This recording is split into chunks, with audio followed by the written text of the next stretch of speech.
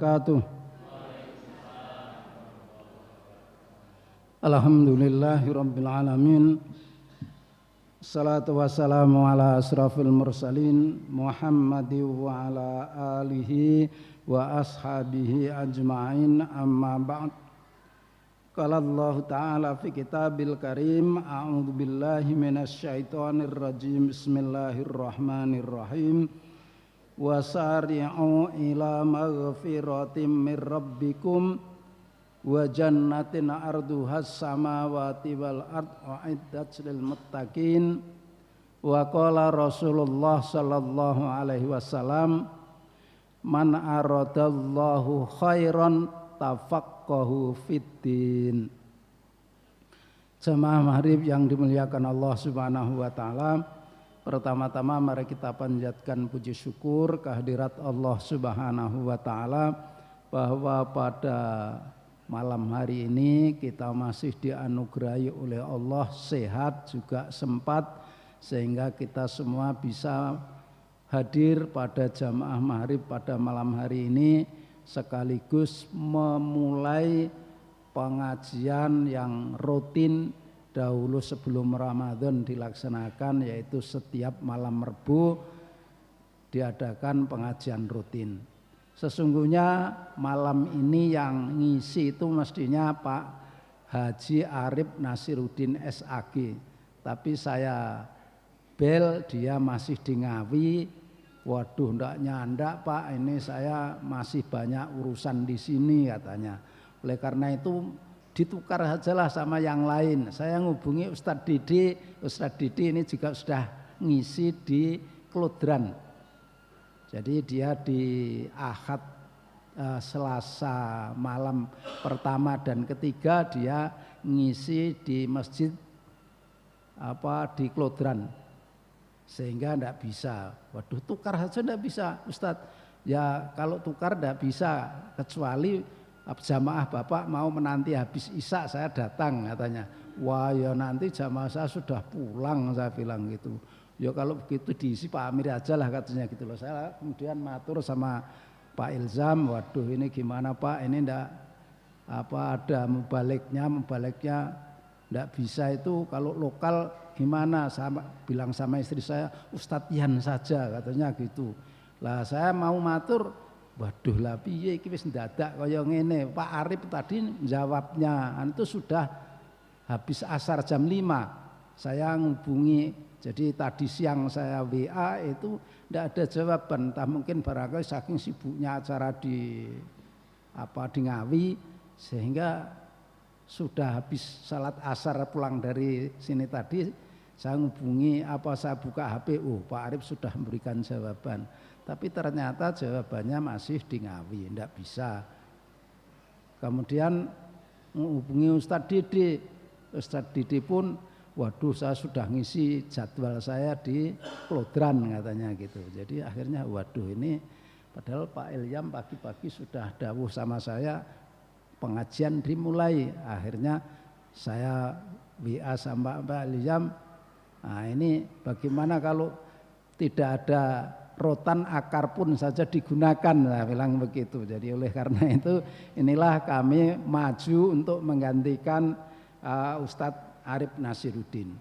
Jamaah yang dimuliakan Allah Subhanahu wa taala, pengajian ini kami awali dengan hadis yang diriwayatkan oleh Imam At-Tirmidzi, wa man aradallahu khairan tafaqqahu fiddin.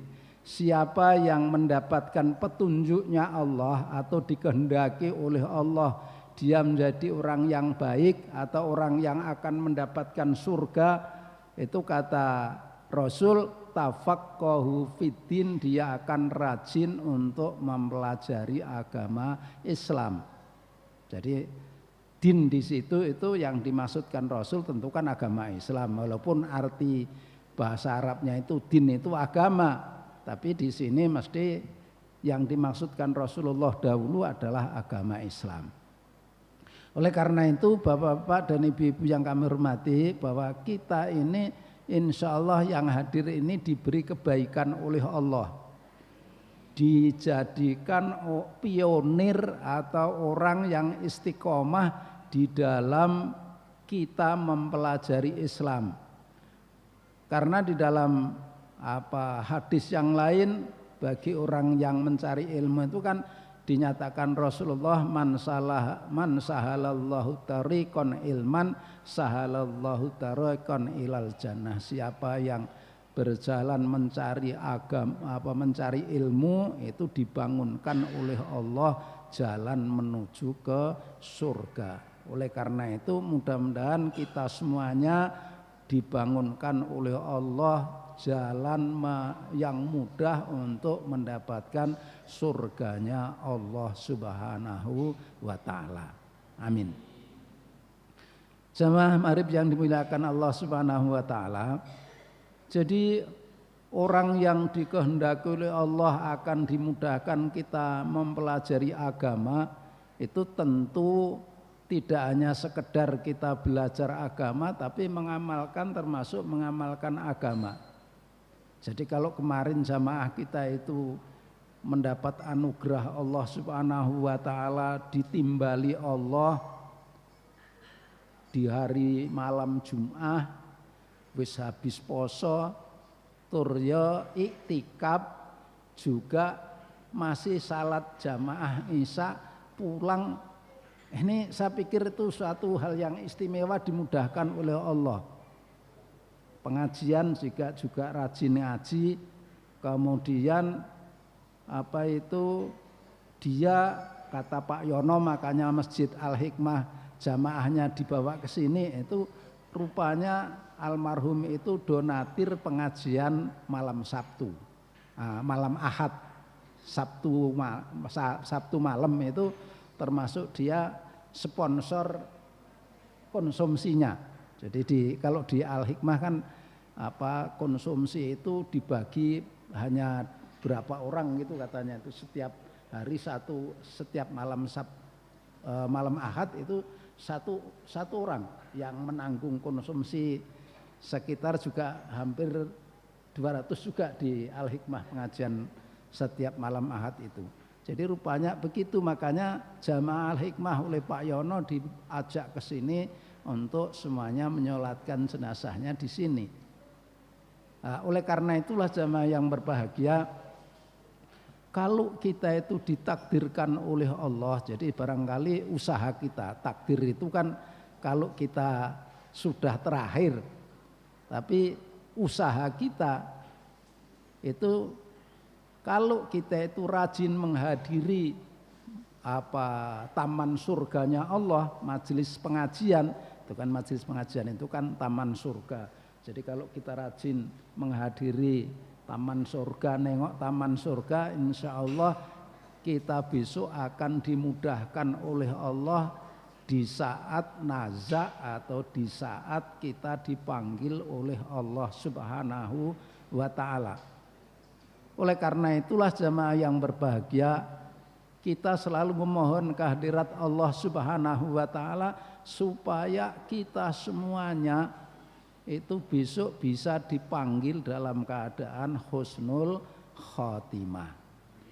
Karena jamaah yang berbahagia, hidup yang kita jalani ini itu yang dihitung Allah itu di akhirnya, bukan di awalnya, bukan di tengahnya, tapi di akhirnya.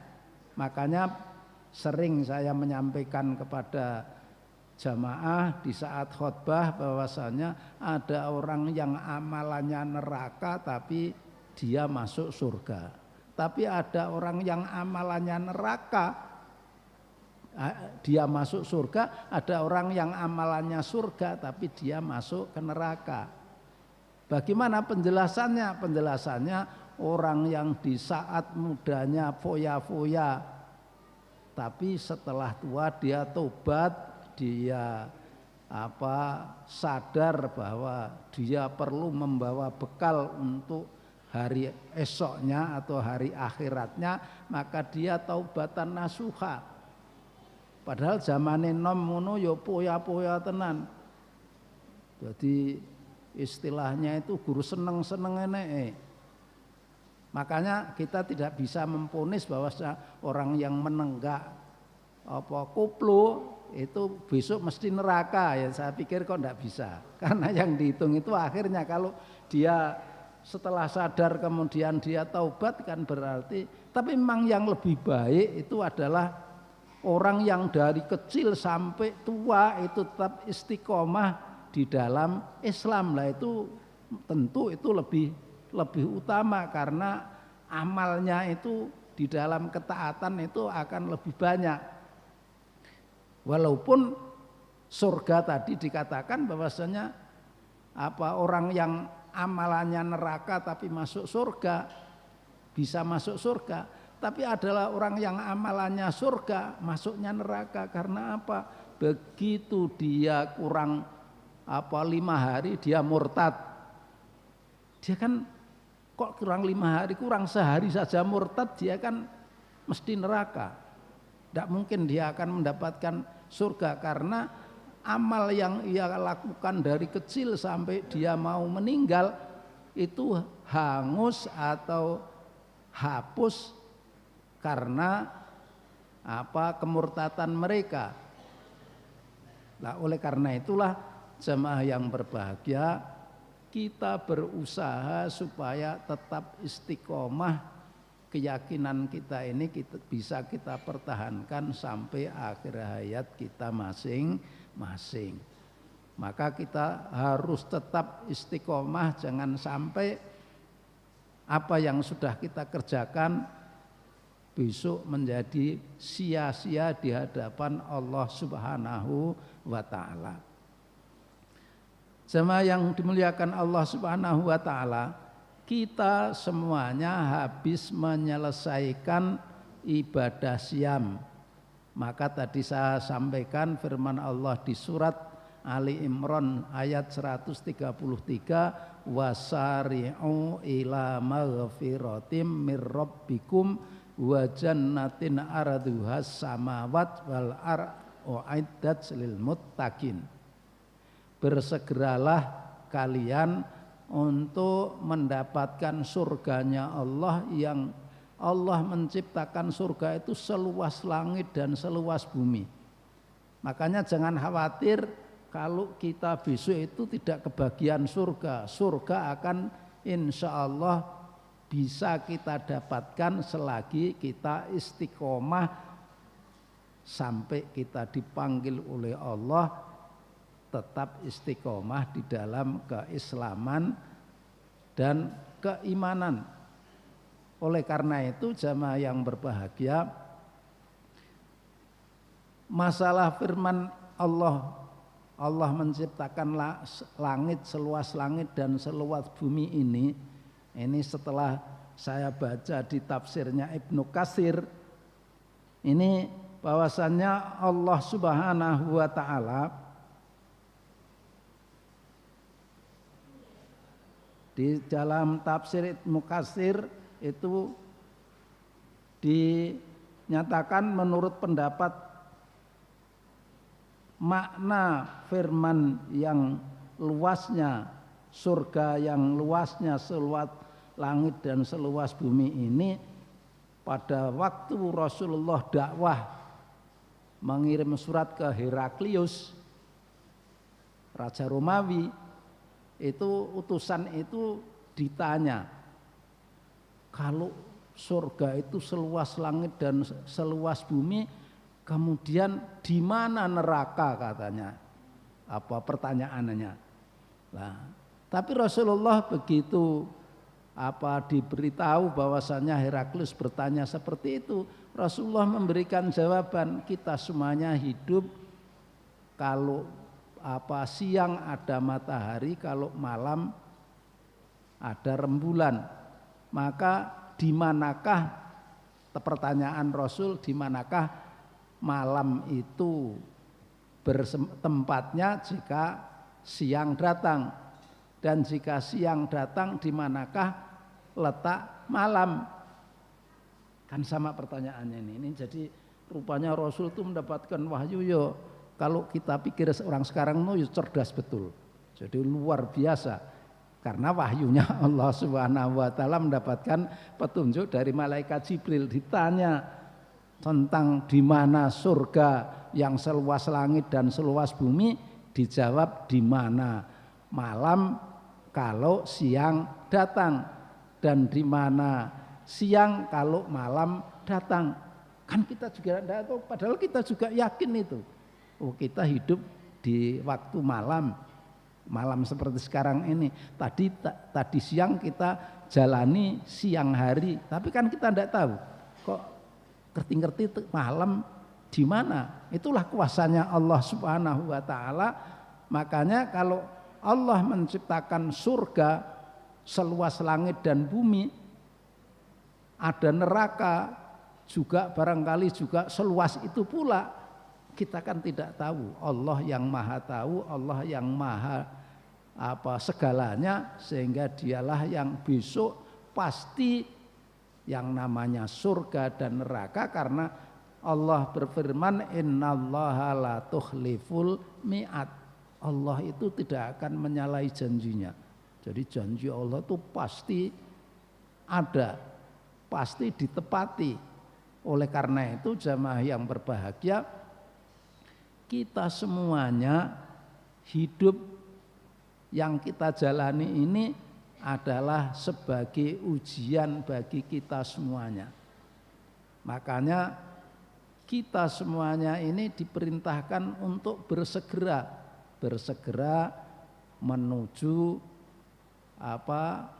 ampunan Allah, yang Allah wasari'u ila maghfirah. Ampunan Allah itu menciptakan surga seluas langit, seluas bumi.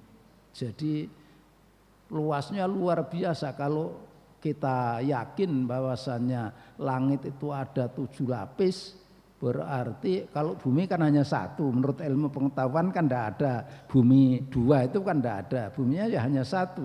Menurut ilmu falak kan bumi itu hanya 1. Planet yang lain banyak, tapi bumi ya hanya bumi yang kita tempati ini. Tetapi kalau langit itu adalah ada 7 lapis langit.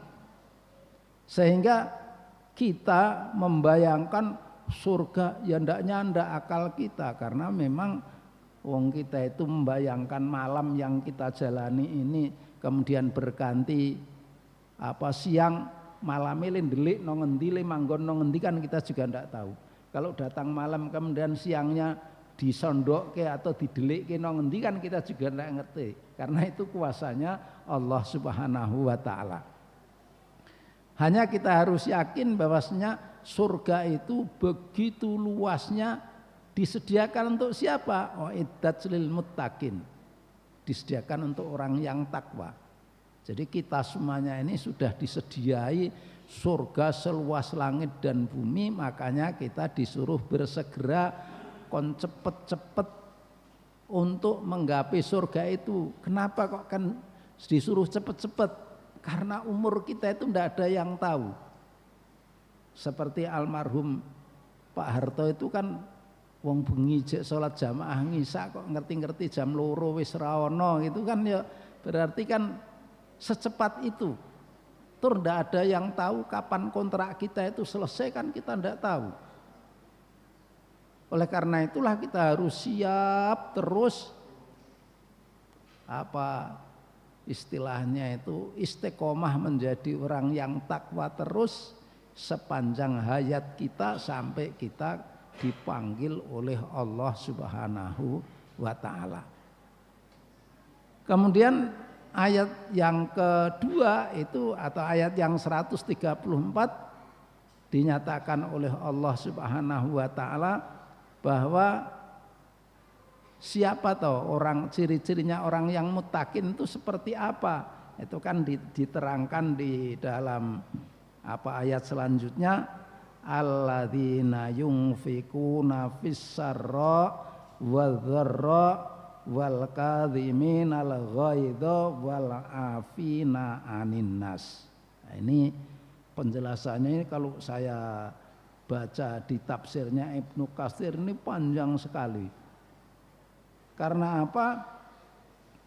Karena di dalam tafsirnya Ibnu Katsir ini diterangkan satu persatu.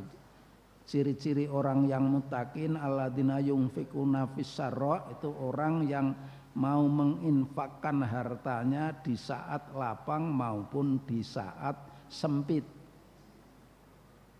Jadi jamaah yang berbahagia, makanya ada tipe orang yang hidup di dunia ini tipene sugih nang alam dunya, sugih sok benten akhirat. Ning enten tipene wong sing sugih ya guru sugih nang alam dunya, sok ben miskin nang akhirat. Lah ada pula tipenya orang yang miskin di dunia tapi bahagia di akhirat. Barangkali dia kaya raya di akhirat. Jadi ada kebalikannya. Tapi ada pula orang yang miskin di dunia juga besok miskin di akhirat. Lah bagaimana penjabarannya?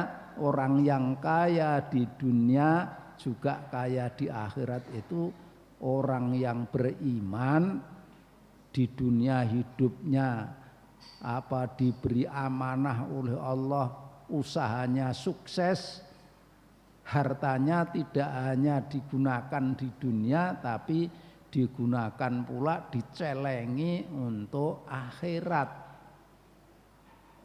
Jadi di dunia dia usahanya sukses tapi membangun masjid seperti Yusuf Hamka misalkan, dia mempunyai cita-cita membangun 1000 masjid di Indonesia. Sekarang baru mendapatkan 200 atau 250 masjid. Tapi dia sudah mempunyai berwasiat kepada anaknya yang baru viral sekarang, anaknya yang putri yang menjadi direktur jalan tol, yang mengelola jalan tol itu sudah masuk Islam. Dia tidak memaksa anak-anaknya untuk segera masuk Islam, tidak. Jadi dia setelah dia masuk Islam, dia diwasiati, kalau aku mati, aku mau membangun masjid 1000 masjid di Indonesia belum tercapai, maka engkau yang harus melanjutkan. Ya, karena modalnya ya wis gede, modalnya jalan tol pendak menit melebu duite, apalagi sekarang pakai e-tol itu kan mesti melebu ke rekening terus tadi barangkali itu. Jadi ndak harus ditanya ke bank kan setiap menit, asalkan ada mobil lewat pakai e-tol itu sekarang hampir-hampir ndak ada yang tidak pakai e-tol.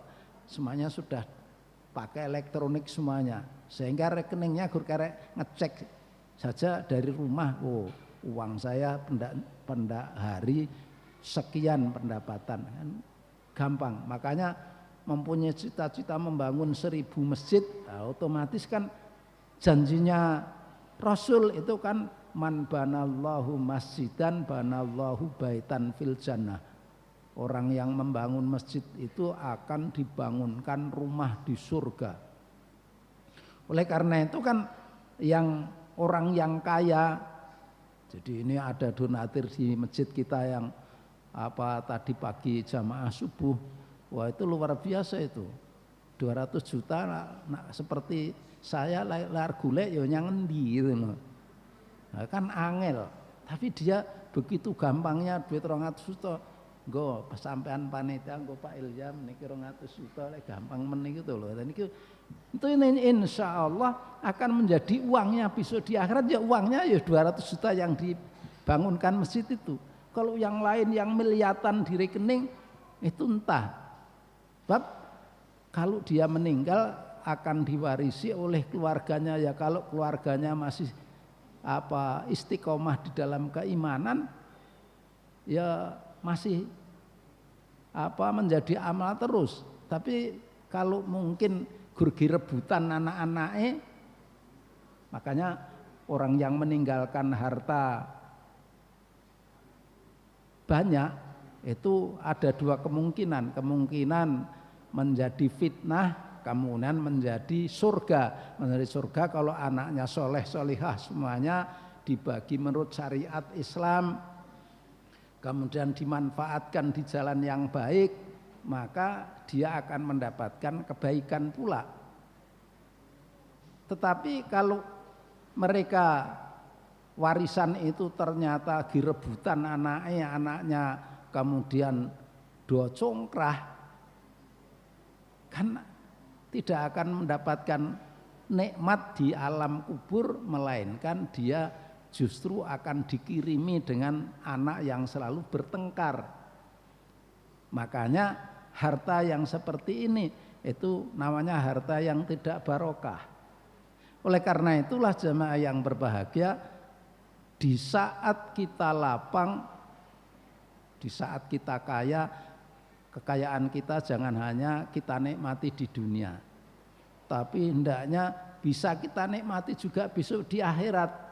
Makanya sebagian harta kita itu kita titipkan di masjid, dititipkan di yayasan tahfidz, di yayasan pendidikan Islam, supaya pendidikan Islam itu tambah maju. Karena dananya ada, otomatis sekarang itu kan segala proses, walau pondok pesantren pun itu kan juga tergantung daripada dananya. Makanya ada sekolah sing fasilitasnya juga istimewa, ada sekolah yang fasilitasnya gursa enee, ada pondok tahfidz yang fasilitasnya luar biasa, seperti di Pondok As-Salam itu katanya, saya dengar katanya ada kelas VIP, ada kelas biasa, tergantung daripada orang tuanya yang berani membayar di pondok. Kemudian sama pula di tempat cucu saya yang di mondok di Prambanan itu katanya boarding school, itu sifatnya juga seperti itu. Jadi tergantung daripada kemampuan orang tuanya. Maka kalau orang tuanya mampu memberikan sumbangan lebih banyak dari yang lain, fasilitasnya juga ada fasilitas yang istimewa, walaupun kalau pelajarannya sama di kelas yang sama, tapi cuma ada fasilitas di lain, entah mungkin asramanya, entah apa, itu ada yang berbeda katanya. Nah, oleh karena itulah jemaah yang berbahagia, kita sekalian diperintahkan oleh Allah supaya kita sekalian ini menginfakkan sebagian harta yang kita punyai di waktu lapang maupun di waktu sempit. Makanya kalau kita pernah mendengarkan pengajiannya almarhum Syekh Ali Jabir, itu katanya setiap pagi kita supaya berusaha berinfak.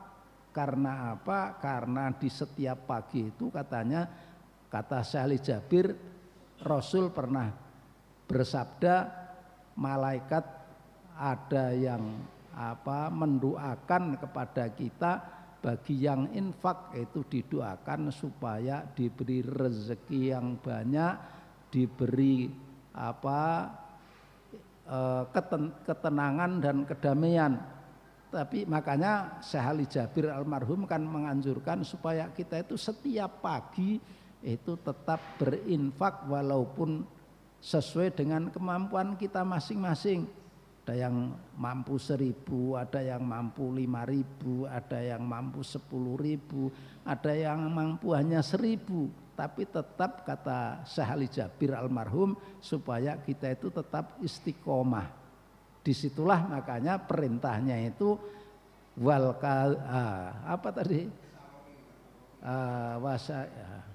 alladzina yunfikuna fis-sarra wadh-dharra, supaya kita itu menginfakkan harta kita di saat lapang maupun di saat yang sempit.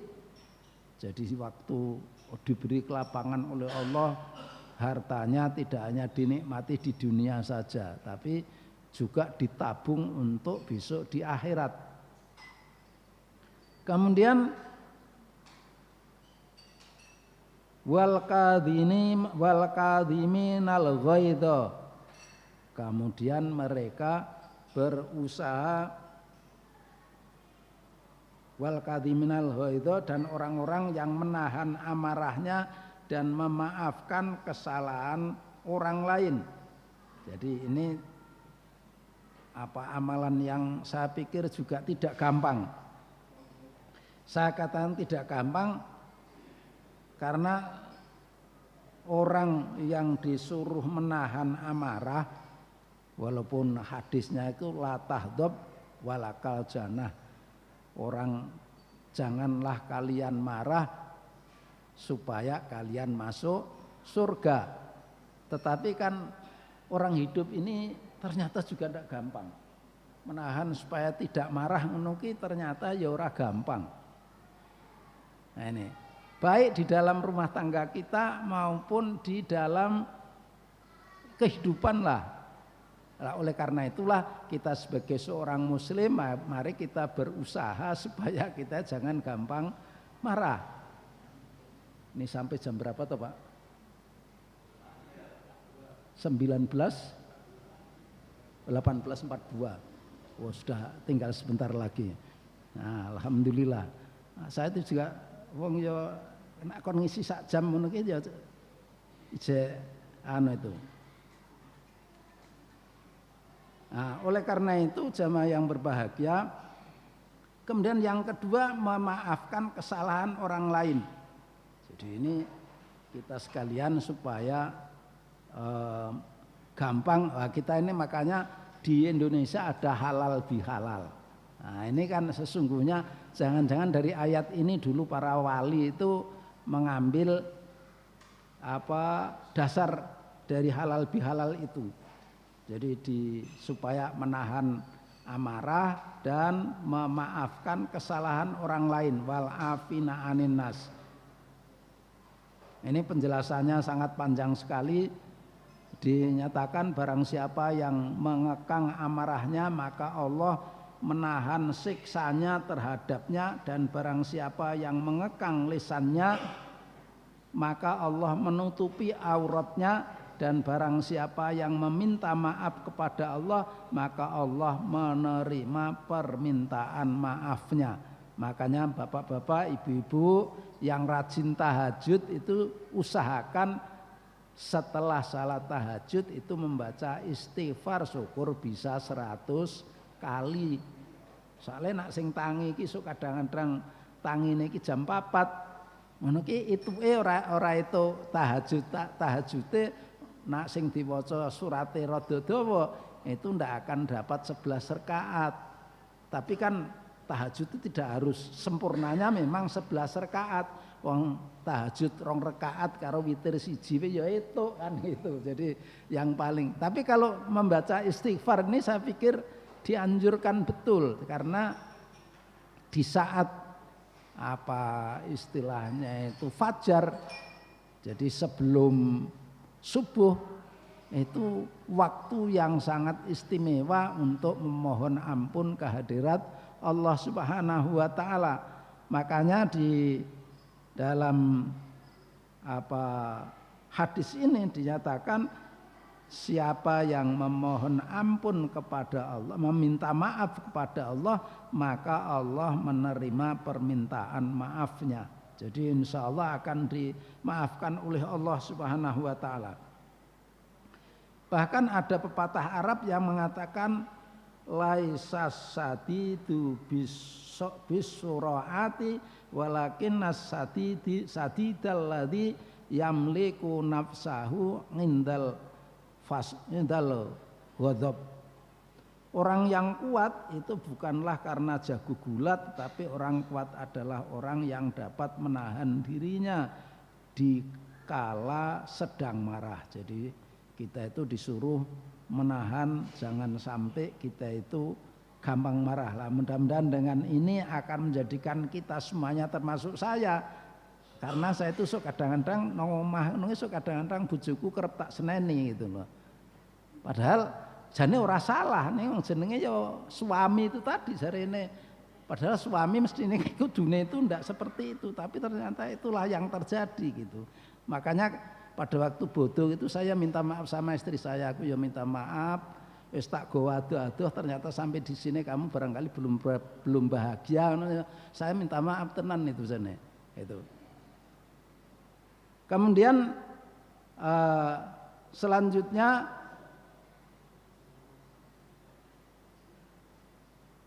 wal afina aninas. Yang terakhir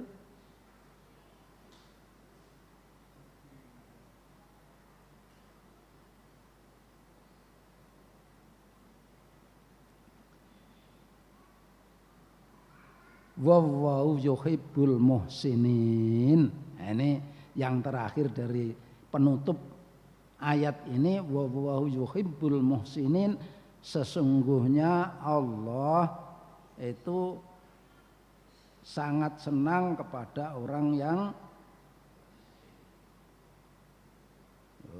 ini Allah menyukai orang-orang yang berbuat kebajikan. Jadi jamaah yang berbahagia, insya Allah dengan kita keluar dari bulan Ramadan, kita sudah saling memaafkan. Kita saat sekarang tinggal menjaga supaya kita semuanya, hasil dari kita mengadakan kontemplasi diri iktikaf selama 10 hari di bulan Ramadan mampu menyemangati semangat kita beribadah selama 11 bulan yang akan datang.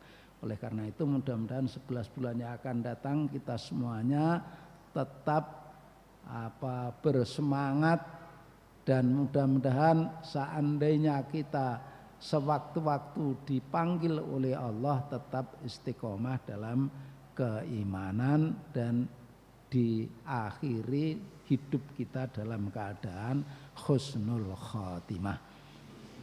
Sudah selesai, jam sudah menunjukkan waktu sholat isya, maka jemaah yang berbahagia karena ini masih Syawal, maka dengan rendah hati, barangkali apa yang saya sampaikan banyak yang kurang berkenan di hati para jemaah semuanya, dengan rendah hati saya mohon maaf, dan barangkali kalau jemaah ada yang ngerasani dengan saya juga saya maafkan. Nah, demikian, lebih dan kurangnya mohon maaf. Saya akhiri, billahi taufik wal hidayah. Assalamualaikum warahmatullahi wabarakatuh.